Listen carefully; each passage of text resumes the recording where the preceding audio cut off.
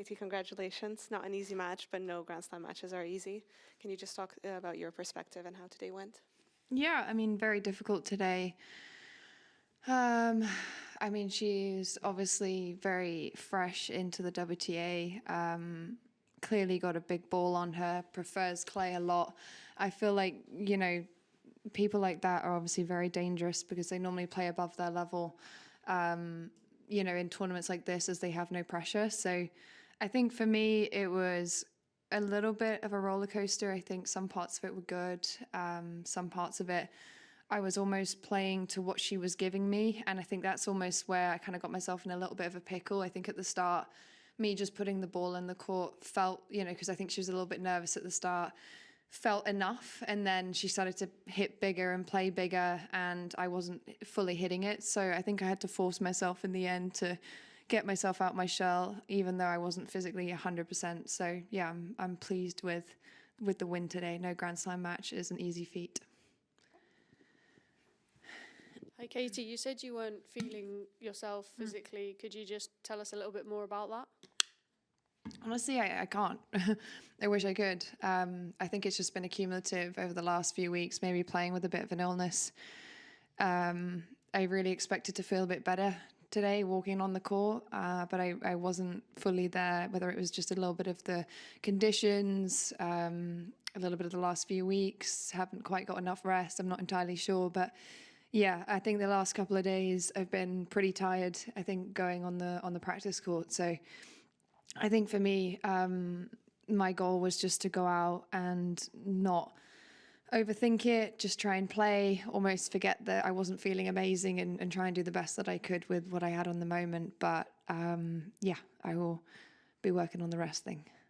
With all of that taken into consideration, how do you assess your performance out there?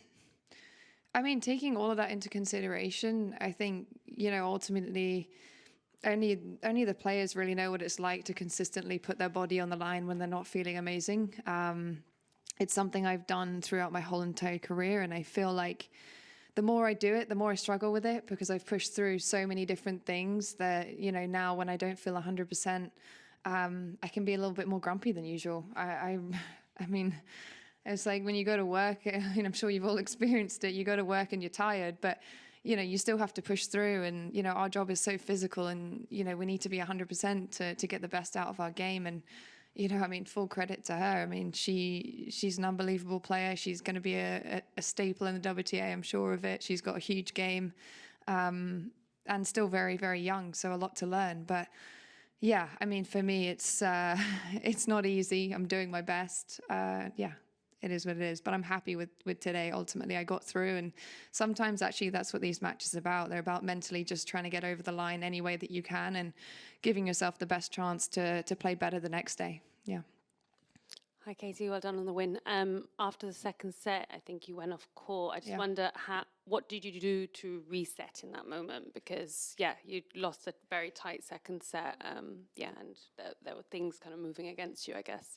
Yeah, I think in the second, I felt like I had chances to kind of run away with it a little bit, but I think she played some good tennis, and maybe I gave a little bit back to her in those moments, which were a frustration at the time.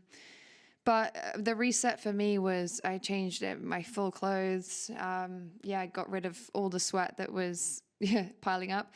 But yeah, I think it was just about getting my brain around the fact that I've got to go again. I've got to be prepared to play another hour. And you know, it did that.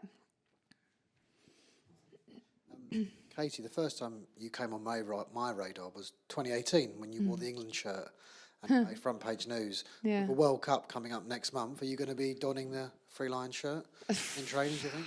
I mean, I have already spoken to Nike, and my shirt is on the way. So whether it's the red one or the white one, I'm not sure yet. I told them to surprise me. So yeah, we'll see which one they bring out. But I'm always supporting, of course.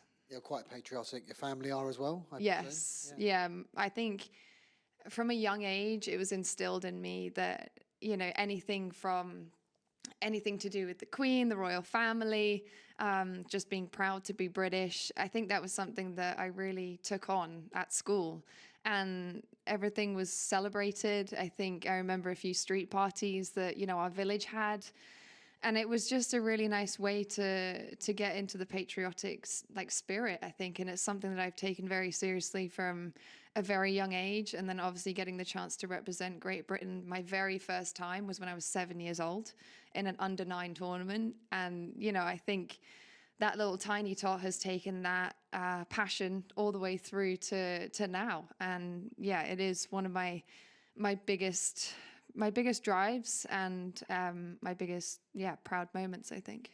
No Leicester players in the squad this time. Let's not talk about Leicester right now. I'm in a bad mood, so don't make me even worse.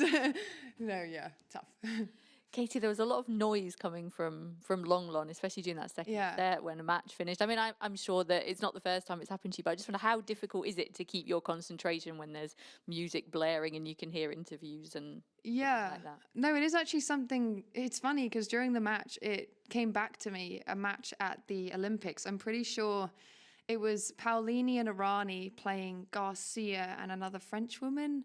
I can't actually remember who she was playing with, but it was going nuts. And actually, it was just across the road, like literally the opposite court to where we were last time playing our doubles. So it took me back to that moment, actually, that I just felt there was such an atmosphere around. I mean, of course, we want it to be blaring and so much noise and everything's going on, but actually sometimes it can be a little bit of a distraction. I do find there have been moments that I've kind of drifted off a little bit when I needed to probably zone in a little bit more.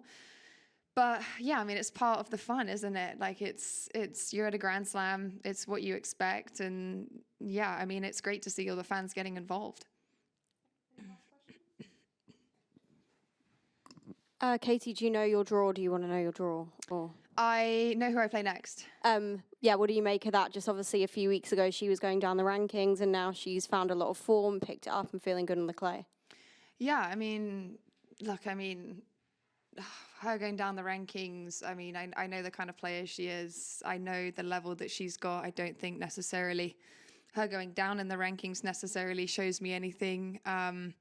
I think what she's done since the moment that she dropped outside 100 has been incredible. I think she's shown that her level is, you know, one of the best out there. I think she's a fighter. I've practiced with her a little bit. I don't know her incredibly well, but I know it's going to be an absolute battle, and I know she's going to bring her A game. I think she's got some form coming into it. She's won a lot of matches. I think she likes the clay a lot. But yeah, I think, look, ultimately for me, my priority is sorting myself out. I've got doubles tomorrow, so I think tomorrow I'm just going to enjoy swinging with no pressure and just having fun with it. And yeah, preparing for a match on Thursday.